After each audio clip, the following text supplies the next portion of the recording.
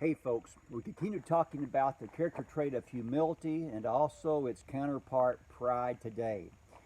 One of the things I mentioned last week was how insidious pride is, how subtly it interweaves itself into our lives. And so the question that begs to be asked is, how can we spot it?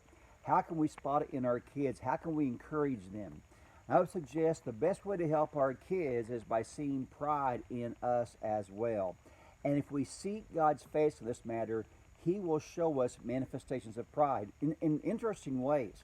I remember one time, one of my children, I was kind of on that child more than I was the others, and I kind of felt that. And I saw so much pride, and I was trying to point that out to this child.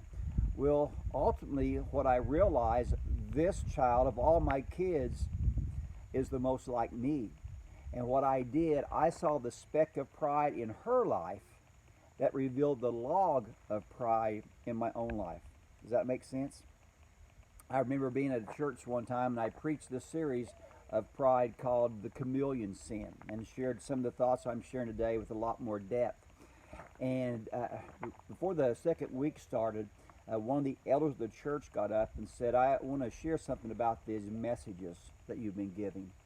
I thought, oh man, he's mad at me. I've offended him. I'm in trouble. And he turned to the congregation. He said, if you would have asked me a week ago if I was a humble man, I would have said most definitely. He said, after last week's sermon, I realized I am not only guilty of pride, I am racked with pride. I am full of pride. And man, when I heard that, my spirit just leapt within me, thinking that guy's on the right journey. One time I had a middle-aged man come up to me and said I had to deal my pride a death blow this week. And the connotation was that it was a one-time, once and for all death blow. And I said, congratulations, great job. But tomorrow you'll have to deal a death blow to your pride again, and the day after that, and the day after that, because every day we will deal with pride. It's not one and out. It was the first one in heaven, the first one on earth. On earth, Adam and Eve, they wanted to be like God. In heaven, Isaiah 14, Lucifer said, I will ascend, I will sit, I will, I will, I will. Folks, anytime the emphasis is on I, that is a manifestation of pride.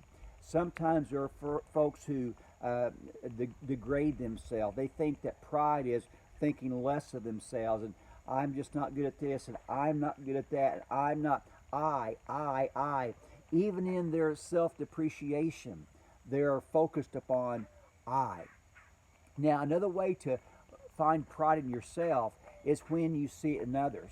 When you go to a party and somebody's being the life of the party, maybe you resent that because really you want to be the life of the party, right? It's the way pride manifests itself. Or you get to have a car, it's 2 years old, you love your car, it's got 60,000 miles, it runs like a top, and then your neighbor drives in a brand new car. And either maybe you don't think as much of your own car, or you start picking, well, it must be nice to have a new car. Or I hate that color of paint, or I hate those rims, whatever it might be. You see, we are constantly revealing little sources of pride in our life.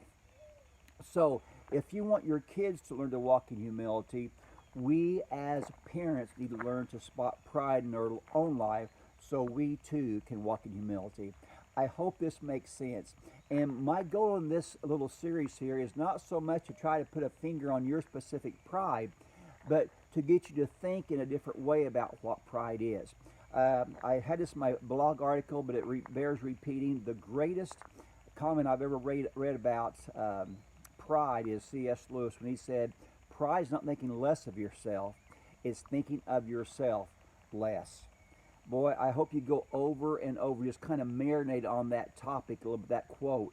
It is a powerful, powerful quote. This is Kirk Smith with ICHE Take 5.